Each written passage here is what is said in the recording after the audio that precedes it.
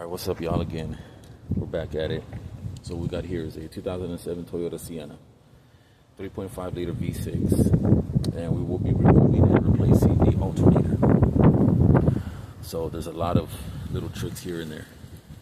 So one thing that you want to do is remove this heat shield, this exhaust header heat shield right here. It's 3 10mm little bolts like that, okay?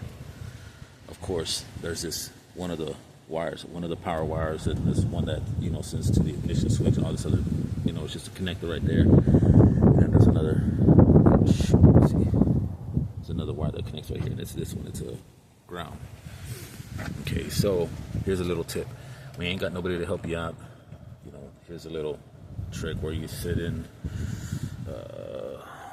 this pretty much. This is too small. Yeah.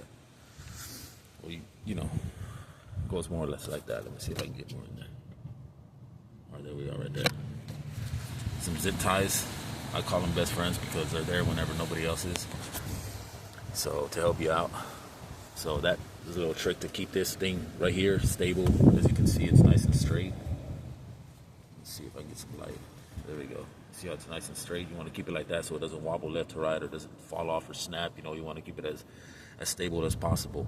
That'll give you some play over here with this belt. If you don't want to have to, you know, do all this other nonsense with this belt and everything, you know, just be real careful and make sure that it comes out. And you just slide it, you just slightly push it forward like this, and it'll just come off this pulley right here that goes to this alternator, this clutch pulley. Okay, so right now we have removed this top bolt right here, that one right there. We've removed that bottom one right there. Also, you got to remove this pulley right here, which is also 14mm. There's for the idler pulley, and that's for the alternator. That's a bolt. So now that we got those off, a lot of people forget right here, or don't bother to mention, but this one is a little tricky. This is why I say you want to remove this heat shield right here, is because this one right here, you want to get you a swivel with a short 12 mil, you know, a good foot and 6-inch extension, and it'll give you some, as you can see right here. Now, before I remove this whole thing, I gotta make sure that this bolt does not fall. So now that it's completely loose,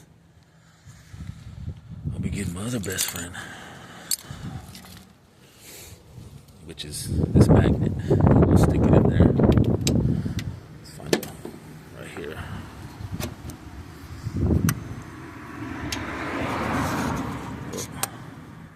Okay, well, I'll need 2 hands for that, but that's more or less what I'll be doing. And then from there, we'll be able to remove this whole thing right here. And just like that, kind of, you know, kind of wiggle it out a little bit.